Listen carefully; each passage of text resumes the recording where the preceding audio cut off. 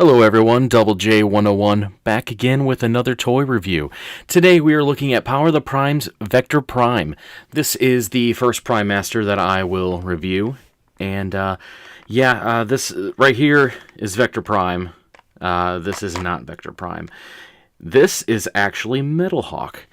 And you can tell by looking at the back here. For some reason they put Metalhawk on the back, but Vector Prime on the front. I assume it's because, it's supposed to be, this is Power of the Primes, not Power of a Pretender. Really, this is just a up-to-date version of Metalhawk from the Super God Master Force from Japan. We never got that version of G1 in America, but it was the second follow-up to G1, which there was Headmasters, and then there was Super God Master Force, which is what he's from. He was the leader of the Autobots in that time, and this is the best we get in America. I mean, he's okay. He's got some pretty good coloring to him, and we'll take a better look when we get him out of here. But as for the packaging, it shows he's the Prime Master, Vector Prime, and on the back, we got a nice little view of his head through the back of the packaging, which is kind of surprising. And, some product placement for Micronus, which is another one that we'll review at some point. We have a product shot of Vector Prime going inside of Metalhawk, and a little picture of a weapon that you can use. So, that's about it really for the packaging. So, without further ado, let's go ahead and get him open and see if he's as cool as he looks through the packaging. And here we have Vector Prime in his robot mode, or his decoy mode. Don't worry, he's actually not that big. He is much smaller than he appears in this video. You get him a little closer here, take a better look. He's got nice paint decal on his chest, on his knees. Nothing on his feet there, but just kind of some paint, plain blue on his arms. And some blue on his head. His face actually has a little bit of silver paint, which is really nice. And then his chest has a nice Autobot symbol, which I think is a nice little touch too. Little more detail here on his back. No paint or anything on his back, but this can either be his weapon or you can use him as a weapon. So to use him as a weapon, we'll go ahead and fold this out like so. And bring this part down as a handle. And let's go ahead and bring this back a little bit. And we'll bring in our partner, Starscream. Yes, sure everybody remembers him. We'll take Vector Prime and peg him right into the hand of Starscream. Nice snug fit. And with that view, you can see he can use it as a weapon, which is actually pretty nice. If you hold him at a right angle, it looks like it's actually a gun. If you hold him a little too high, you can see that there's a little something else down below. But overall, depending on how you have him stand, it's actually pretty cool.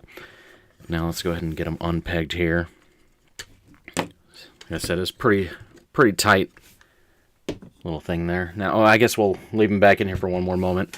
Now, if you take Metalhawk, bring him back to his decoy mode, you can actually pop him open, and that's where Vector Prime is actually hiding. Take him out. We'll set that aside. This being Vector Prime, fold that into his little head mode, and you can actually take this, and we'll take out this little enigma of whatever it was called. Take that out, and you can stick him right in there. And he pegs right on in. Which, that's the gimmick. Take him out.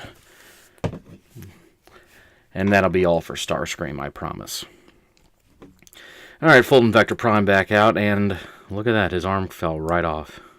That's nice. On to Vector Prime, you go a little closer, you see his head has a little bit of paint. It's on a swivel. Arms rotate here and there. Legs, just like the Titan Masters from Titan's Return. And the head has a little decal on it. Now we'll go ahead and bring in what else was in the packaging. Set him like so. We just have his instructions, which there's not a whole lot to it. But, you know, instructions are instructions. Now, another thing, like I said, you can use the Titan Masters from Titan's Return. And I have Ape Face here. Let's go ahead and take his little Titan Master, turn him in to a stiff standing robot. Pop Metalhawk open and fit Ape Face in. Close it up, and you couldn't even tell. Except for that little bit of purple on his legs, but still pretty cool. Nice little thing that they put into this is having these lines kind of fit together.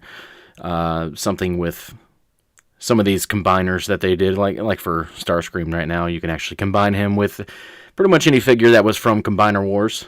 So, you know, nice little additions here. Otherwise, I mean, he's pretty cool. He's cheap. He's only $5 at the store or wherever you would like to buy him. I plan on keeping him like so. And actually, one more thing.